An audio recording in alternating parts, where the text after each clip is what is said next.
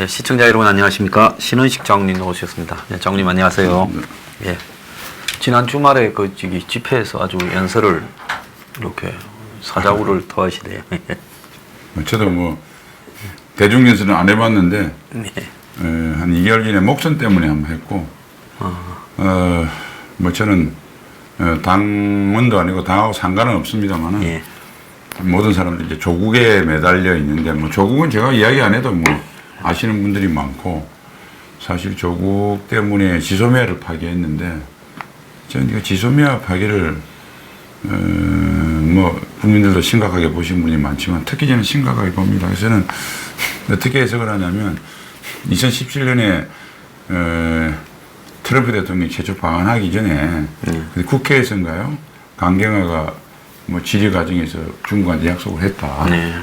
그래서 리노가 사드 추가 배치 안 하고 그 다음에 한미 MD에 가입 안 하고 한미일 삼각동맹 안 한다 했는데 가만히 보시면 그 이야기는 뭐냐면 지금까지 진행되어 왔던 것은 중국한테 양해를 구하니까 더 안 할게 이 소리 아닙니까? 그런데 여러분 가만히 보십시오. 이미 배치됐던 성주 사드 기지 아직도 정상 가동이 제대로 안 됩니다. 미군들은 헬기로 지금 나르고 있고요. 그 다음에 뭐 사드 추가 배치를 뭐 당연히 안 하겠죠. 국민이 위험해도. 한미일 안보동맹으로 나아가기는 그냥 한미일 안보 지금 협력체제 수준이잖아요. 그 지소미아 뺐습니다. 그러니까 문재인이가 시황제한테 저 변방의 조선의 왕이 만절필동에서 황제한테 저하리면서 지금까지 한 거는 용서해주고 앞으로 안 하겠습니다 라고 하니까 중국에서 지금까지 해온 것도 내가 마음에 안 든다는 신호를 보내니까 후퇴시켜 놓은 거예요. 그러니까 참 문재인은 국민한테 한 약속은 단 하나도 지킨 게 없는데 김정은하고 시진핑한테는 왜 이렇게 약속을 못 지켰지 안달을 부리는지 네. 또 성실히 노력해서 이번에는 시진핑한테 약속을 지켰어요. 네. 그러면 황제한테 이쁨이나 받든지 참 문재인이라는 저 참 삼류가 참 대한민국을 이렇게 파괴할 수 있는 것인지 저는 그 지소미아에 대한 분노가 굉장히 이렇습니다. 사실은 이게 단순한 뭐 일본 일 문제를 벗어나서 그래서 이 지소미아에 대해서 우리 국민들한테 좀 환기를 시키고 싶어서 뭐 제한된 시간 5분이지만은 이게 뭐 설명할 시간도 없잖아요.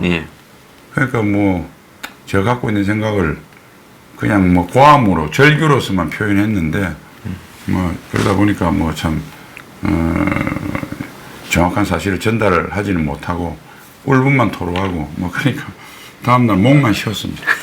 원래 가서 정열을 다해서 연설하면 목이 쉬어야 정상입니다. 근데 오늘 이제 녹화하는 날 목요일 날 그 보면 아침에 언론에 NHK에서 보도했는데 이제 NSC에서 이 연장 파기 2개를 놓고 이제 멤버들끼리 표결을 했는데 4대3이 나왔다. 그래서 이제 4대3이 나온 부분에 대해서 문재인한테 가서 어떻게 하오리까 하니까 이제 문 주재하의 회의에서 문의 캐스팅 보트를 해서 파기로 결정했다. 지금 그런 보도가 NHK에 나왔습니다. 저는 그게 저는 그거는 정부에서 흘렸다고 봐요. 왜냐하면 절차를 거치기 위해서 했다. 상식적으로 생각해 보십시오. 그게 어떻게 NHK가 보도할 수 있나요? 그게 NSC에 참석했던 적어도 장관급 이상 요원이 NHK에 흘렸다는 소리인데 그게 가능하겠습니까? 그렇죠. 그러니까 아니 자기가 그러면 보나마나 이 정부 잘하는 거 있지 않습니까? 핸드폰 다 수급해서 조사해 보자. 통화 기록 보자. 누구 언제 만났는지 시간 테이블 내라고 무수히 또 보안 조사 안 하겠습니까? 그러니까 이거는 뭐냐면 정부에서 의도해서 마치 문재인이 일당이 그러니까 NSC라고 하는 공식 그 의사결정 기구가 아니고 비선에서 그냥 그 특히 정무 라인 또는 좌익 어떤 이념 라인에 제가 보니 뭐 공식 라인이 아닌 우리가 합리적 추정을 하는 뭐 몇몇 원로 좌익들 이런 뭐 원로 회의에서 오다가 내려온 것인지 아니면 김정은이가 남북계통으로 정확하게 무슨 강력한 항의를 한 건지 너 이번에 지소미아 연장해서 계속 가면 이제는 소대가리를 했는데 다음에 돼지대가리로 나간다 뭐 이렇게 했다든지 뭐 그렇게 해서 문재인이가 그 전에 해놓고 한 거죠. 무슨 4대3하고 왔다 갔다 그 4대3 숫자까지 누가 알려주겠습니까? 말도 안 되는 소리죠. 저도 정부에서 이런 한때 현직에 있을 때는 이런 의사결정 많이 했는데 그 의사결정에 참가한 고위직은 말 안 나옵니다. 그냥 그 외에 이런 게 결정돼서 시행되는 과정에서 저 밑에 실무자까지 몇백 명의 관련자가 라인 계통으로 쫙 퍼졌을 때는 한두 개 이렇게 새 나가요. 그러니까 국민이 그거 믿지 마시고 이것은 NSC가 아니고 국가이익 차원에서 의사결정하는 NSC가 아니고 물론 지금 문재인 산하의 NSC는 국익을 기준으로 결정하지도 않습니다만 그래도 공식적인 조직 아닙니까? 이 비공식 라인에서 결정된 거예요. 저는 뭐 그렇게 확신합니다. 자, 그렇다면 이제 지소미아 파기 때문에 어제 외교부의 1차장이 네. 그 해리스 주한미 대사를 이제 불러가지고 보통 대사 불러가 혼내서 돌려보내는 게 초치라 그러잖아요. 네, 네. 근데 뭐 그냥 불렀다 하지만은 사실상 내용으로 보면 초치죠. 네, 네. 그리고 한국의 이 주권 사항에 대해서 미국이 관여하지 마라. 네, 네. 그리고 또 미국이 노골적으로 지소미아 파기에 대해서 더 이상 자꾸 반복해서 비판을 하지 마라. 네.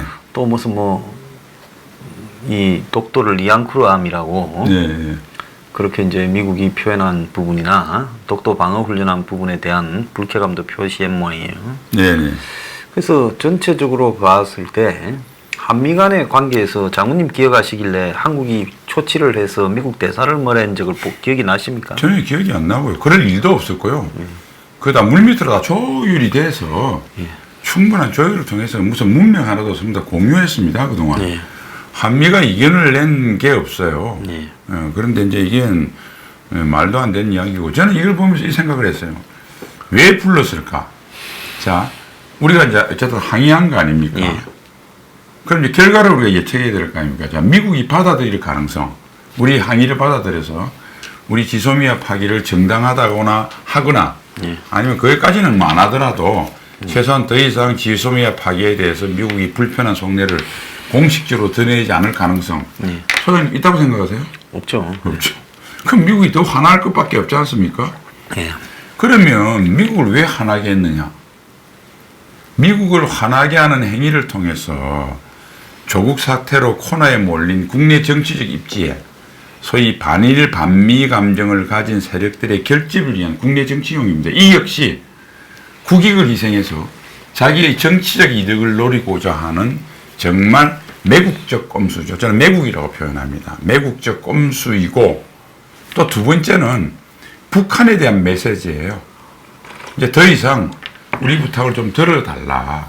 나 너한테 이렇게 충성한다.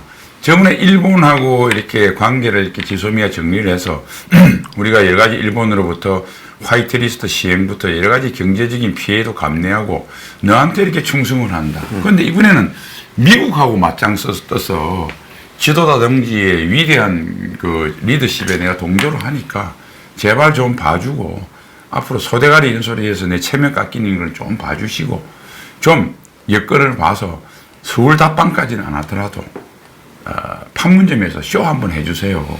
지금 내가 살아갈 방법이 그거밖에 없습니다. 그러니까 국내 반일 반미 세력에 대한 선동. 두 번째, 이 판을 다시 한번 남북 평화쇼로 뒤집을 수 있는 어떤 동기부여를 김정은한테 간청하는 이런 두 가지 꼼수로 한국 국민과 대한민국을 벼랑 끝으로 몰고 있는 문재인의 매국적 행위가 또 한 번 드러난 겁니다. 자, 근데 이제 상식적으로 생각하면 한국의 불쾌감을 미국에 전달을 할 정도라면 굳이 해리스 대사가 온 걸 공개하지 않고 조용히 이제 우리가 이러니까 그런 거 좀 안 해줬으면 좋겠다 그렇죠. 전달하고 밖으로는 공개를 안 하면 그렇죠. 끝날 일인데 그걸 이제 밖으로 다 공개를 했단 말입니다. 그럼 한국 정부가 의도적으로 공개한 거고 그렇다면 그 의도적인 공개의 목적은 이제 반미 분위기를 갖다가 자기 지지층에서 좀 그렇습니다. 직결시키기 위한 그러니까 이제 일본하고의 지소미아 파기로 이제 반일 분위기를 결집시키기 위한 거라면 미국 대사를 불러가지고 우리가 공개적으로 뭘 할 수 있다. 이거는 이 주사파, 그 다음에 친북 세력들한테는 뭐 반미 자주의 좀 상징적인 그림이잖아요. 그렇습니다. 그러니까 이제 반미 분위기를 자기 지지층에 결집시켜서 지금 뭔가 정치적인 어떤 이 좀 지지층의 이 뭐라고 직결을 공고히 하자. 이런 의도도 다분히 포함되어 있었을 것 같아요. 그러니까 국내 정치적으로는 아까 그런 이유, 예. 원초적인 이유는 북한에 비맞춰서 예. 북한이 사실상 북한의 고려민주 연방제를 예. 평화경제라고 하는 선전 구호로 이렇게 말을 바꿨지 않습니까? 예. 용어를. 예. 그걸 이제 시행을 하는 것이죠. 그리고 아마 이런 경험이 작용을 했을 것이라고 저는 추정을 합니다. 그러니까 노무현 정부가 중간 단계 이후에서 사실은 우리가 보면 노무현은 문재인에 비해서 이념적 색채가 훨씬 얇았던 사람이라고 밖에 볼 수 없지 않습니까? 지금 보면 뭐 그건 분명하죠. 그러니까 그때 한미 FTA를 추진했거든요. 예. 그러니까 결국 노무현의 말기가 어떻게 되냐면 이제 오리지널 정말 아주 이념적 성향이 강한 정말 빨간 사람들로부터 노무현이 사실은 버림을 받아요. 버림받았죠. 그래서 사실은 자기들이 말하는 소위 패족이라고 하는데 결정적인 것이 아무도 지지층이 없는 그 상태가 된 거거든요. 그러니까 문재인은 이야기했을 겁니다. 이제 정치적 공정이 어려워지니까 이것만은 지켜야 되겠다. 그러니까 당장 뭐 사소해서 확대 해석할 때 무리가 있을 수도 있지만 그래도 지금 결집하고 있습니다. 그러니까 뭐 하루 동안이지만 네이버 댓글에 실검 1위가 조국 힘내세요. 그러니까 이제 반일로 조국을 덮지 못하니까 반미로 덮어서 소위 친북, 종북 이념적 선명성을 내세워서 그래도 끝까지 버틸 수 있는 20% 정도는 지겠다.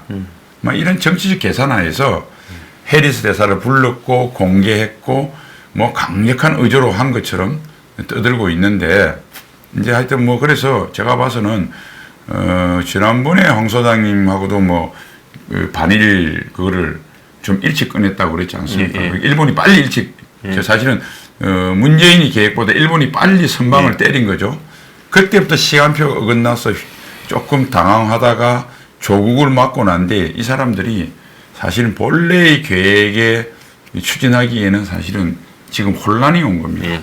그래서 이제 우리가 살다 보면 혼란된 상태, 당황된 상태에서 하는 급한 의사결정은 대개 치명적인 악수를 범하는데 저는 문재인이가 이제 악수의 악수를 거듭하는 소위 악수의 컨베이어 벨트 위에 올라갔다. 그 악수는 착착착 진행된다.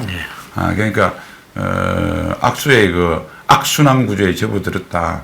뭐 이렇게 저는 평가를 하고 물론 이제 그거를 우리 자유 보수 우파들이 얼마나 그 기회를 잘 활용할까 하는 건 또 별개의 문제입니다. 지금 봐서 잘 활용할 어떤 여러 가지 여건이 좀 안 돼 있는 건 사실인데 어쨌든 문재인은 망조가드는 돌이킬 수 없는 자동 기계 위에 올라와 있는 신세다. 뭐 저는 이렇게 평가를 해보고 있습니다. 물론 조심스럽긴 합니다. 네. 예. 근데 지금 이제 미국에서 지금 한국이 대사를 불러서 망신을 줬다. 자, 미국이 지금 세계를 바라보는 관점은 뭐 옛날처럼 제국주의적인 그런 사고 이런 부분이 뭐 없는 세상이라 하더라도 사실은 미국이 세계를 바라볼 때 뭐 이런 우리가 최대 지구상의 제일 강국이다.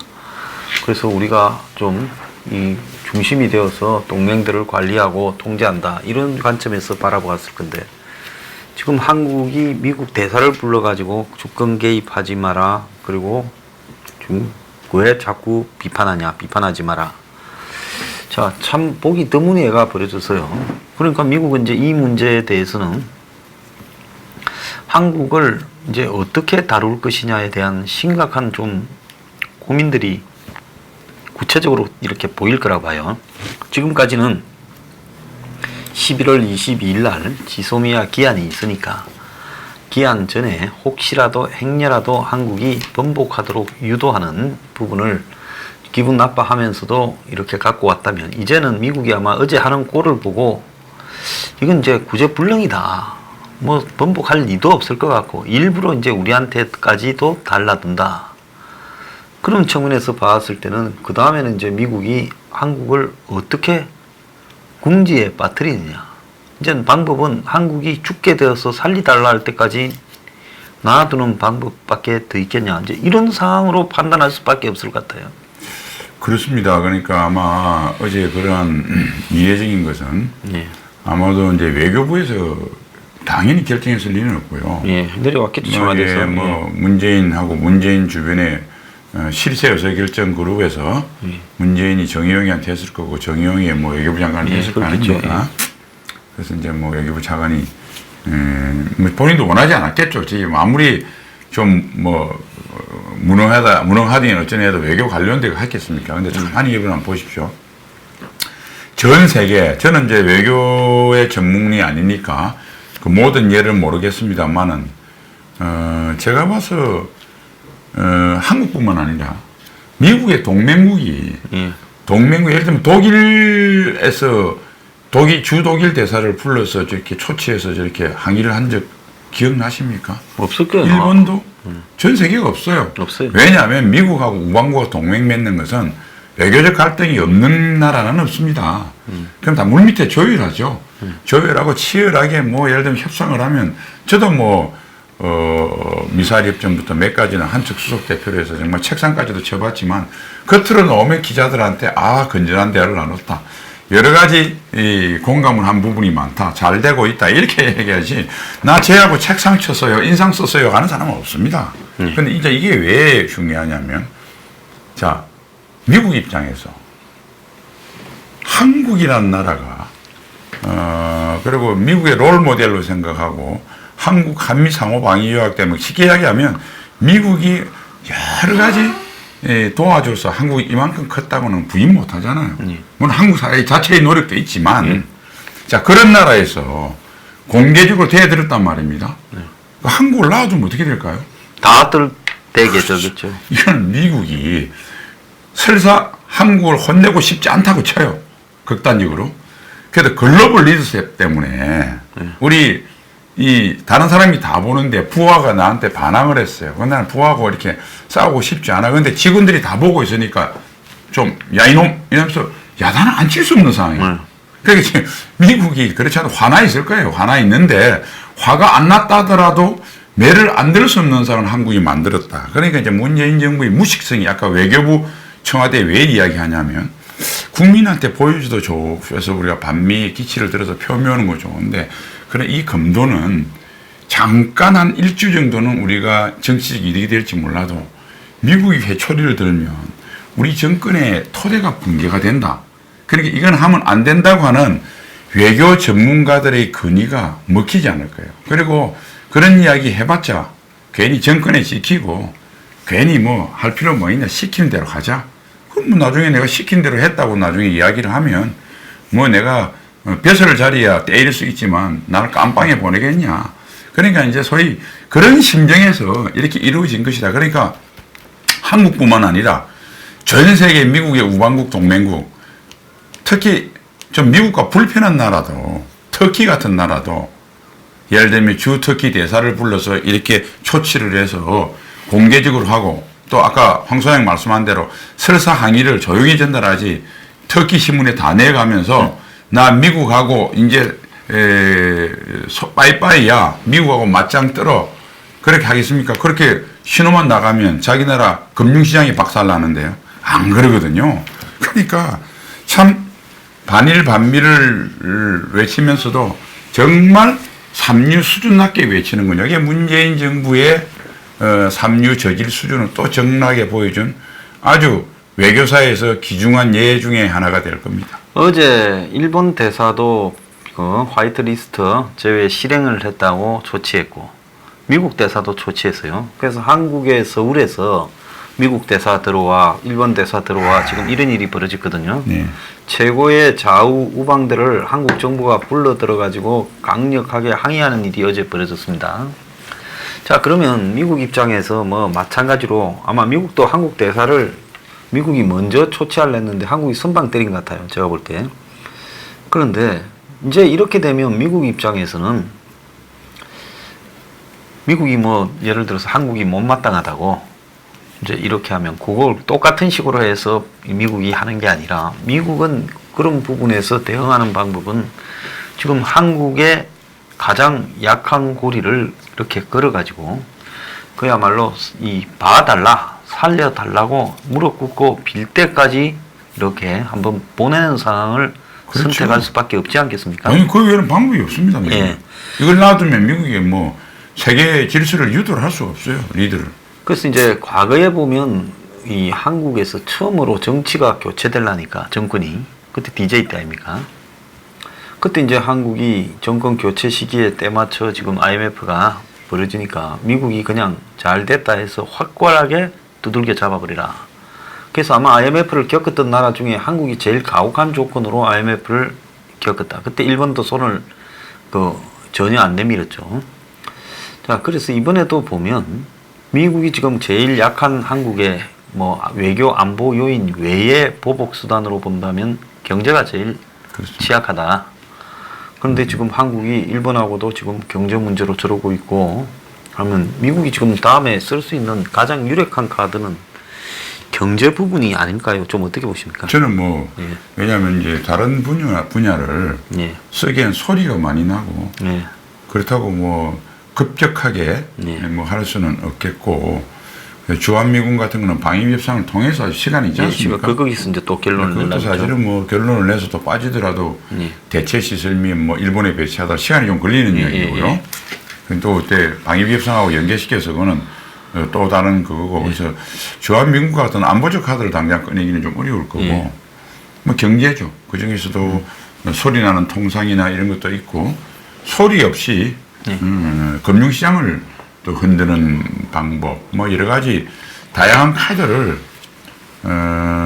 한국처럼 뭐 이념에 편향되어 있는 삼류들이 모여서 하는 게 아니고 미국은 그래서 시스템 이지는 트럼프가 어떤 식으로 트윗을 날리더라도 요 미국의 NSC의 시스템이라고 하는 것은 합리적인 방법을 찾아갈 겁니다. 그러니까 합리화가 결국 인풋가 미니마이즈하고 아웃풋이 맥시마이즈 한다는 소리인데 미국이 가장 적은 소란과 적은 비용으로 가장 효과를 극대화시킬 수 있는 외통수를 몇 가지 준비해서 저시 치겠죠. 자, 미국이 한국을 봤을 때는 동맹에서 이탈했다. 이탈한 정도가 아니라 이제는 큰 소리까지 치고 있다. 그래서 이제 미국의 망신을 그냥 등 뒤에서 톡톡히 주고 있다. 이제 이렇게 되는데, 자, 그래서 이제 경제 문제라고 본다면 뭐 관세도 있겠지만은 관세가 아니라 일본하고 같이 어느 날 한국의 뭐 어떤 계기를 핑계 삼아서 국내에 들어와 있는 미국 자본과 일본 자본 이 일제히 지금 빠져나가 버리는 이런 사태가 초래된다면 뭐 그렇게 하면 이제 유럽 자본들도 같이 빠져나갈 가능성이 크겠죠. 네, 그는 뭐 정부가 저런 생각 가진다면 알아서 빠질 겁니다. 예. 그런다면 제가 볼 때 한국의 외환위기에 버금가는 그야말로 외국 자본의 유출이 순식간에 발생할 수도 있고요.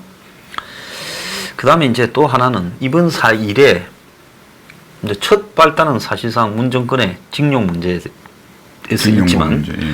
문이 또 이야기하는 부분은 일본이 안보적 이유로 그 이제 한국에 대해서 지금 제재를 했다고 수출 규제를 그렇게 이제 속내를 감추고 거짓말을 한다 이제 이렇게 주장하고 있거든요.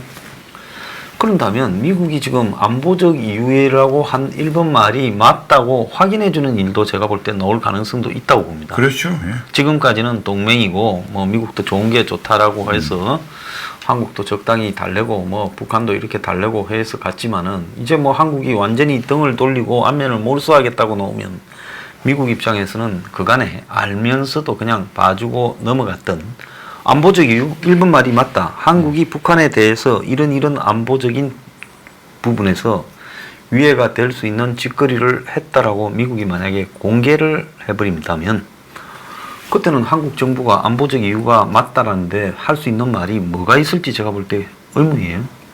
그러니까 그건 좀 미국이 충분히 쓸 수 있는 카드가 첫 번째는 미국이 아니고 유엔 입장을 통해서 할 수 있습니다. 예. 실제로 유엔이 주관이고요. 네. 유엔에서 그렇게 유엔 제재위원회에서 그 결론을 내는데 난들 어떡하냐. 네. 얼마든지 이야기할 할 수 수 있는 있겠죠. 거고. 예. 그 다음에 결국은 이제 북한의 가장 큰 구멍은 예. 문재인이도 했지만은 결국 시진핑이 많이 도와준 거 아니에요? 그렇죠. 그러니까 지난번에 쌀도 뭐 80만 톤인가 주니까 문재인한테 주는 5만 톤 솔직히 그거 안 받겠다고 하는 식으로 이야기 나왔잖아요. 예. 근데 이제 중국하고 그거를 걸기에는 물론 미중 통상 전쟁이 있습니다만 이제 그거를 걸어서 만일 중국의 중요한 뭐 국영 기업들, 뭐 중요한 은행들, 뭐 페트로 차이나 같은 기름 회사들 이런 것들을 제외하면 이제 이거는 진짜 전면전인데 미국도 상당한 물론 미국이 이기지만은 상당한 내상을 각오해야 되고 정치적 리스크가 있으니까 이제 중국한테 경고용으로 한국한테 걸어놓고 왜냐하면 한국이 했던 짓하고 중국이 했던 짓하고 거의 범죄의 유사성이 있거든요. 한국이 1,000만 원 훔쳤으면 예를 들면 저기는 1억 훔친 규모만 다를 뿐이죠. 그렇죠. 하는 수법이나 똑같으니까 뭐 그렇게 위협을 주고 뭐 이렇게 해서 저는 굉장히 그게 높고요. 그다음에 직접 통상을 가지고 삼성에 대해서 추가 관세를 부여한다든지 하는 거는 조금 소란스럽고 한국 사람들이 느끼기에도 문재인이 선동이 좀 통할 수 있어요. 그렇죠. 관세를 올려서 밤이가 작용될 수 있어요. 지금 그렇잖아. 수출이 급감하고 있는데 수출 급감을 걸로 돌리면 또 우리 사나 사람들은 또 잘 믿어요. 이렇게 된 거고 하여튼 문재인은 이런 이미지 소위 국민들한테 주는 이미지는 이렇게 하려고 하는 것 같습니다. 세계 최강국 미국과 일본에 당당히 맞서는 한국판 남자 잔달커 이런 모습을 통해서 뭉쳐라. 근데 참 이게 요새 그래서 참 문재인이가 국제 정세를 못 입고 헛짓을 해서 나라를 뺏긴 청나라를 좋아했던 민비 러시아를 좋아했던 고종과 이게 합한 정도 인물이다 이런 말들 최근에 많이 나왔잖아요. 요새는 하나 더 보태면 인조 같아요.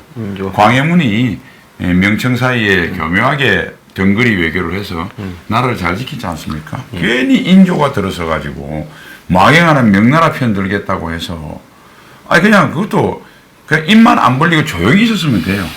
그리고 청나라가 막 형제 하면 막 그냥 형님으로 조용히 그래 알았습니다. 힘 세니까 왜냐하면 형제라고 하는 것은 수직 관계는 아니거든요. 수평적 협조 관계인데 예우상 형이죠. 그렇죠. 형이 상관은 아니잖아요.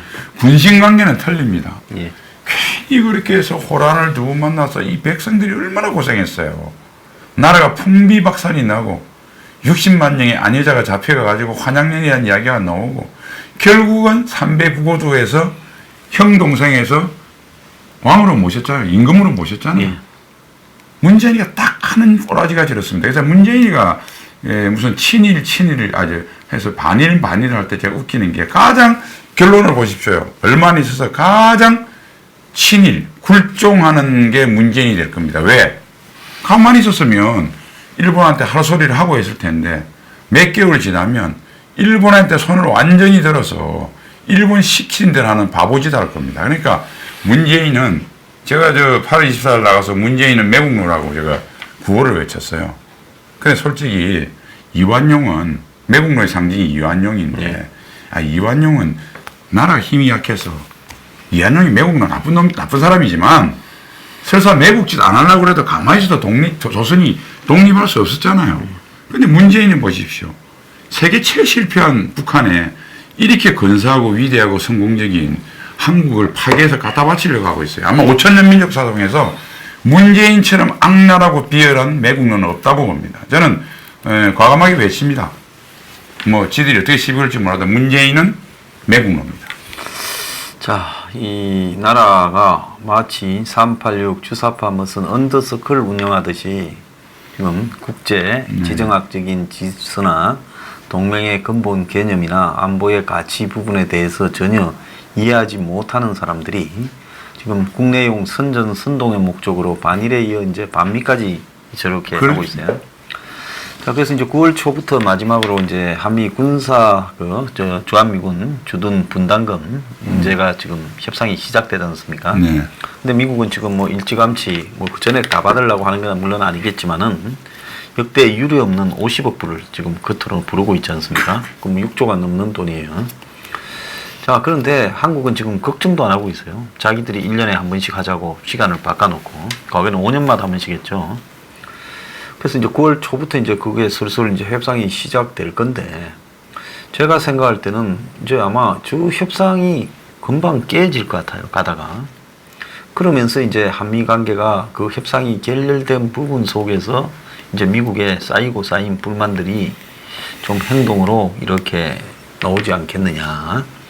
그래서 그 부분은 지금 경제적인 어떤 한국 정권에 대한 데미지가 지금 될 가능성이 크고 아마 미국은 거의 주리를 틀어놓고 그냥 항복한 상태에서 목숨만 살려주라 이제 이 상태로까지 몰고 갈 가능성이 크다 보고 있습니다. 그렇습니다.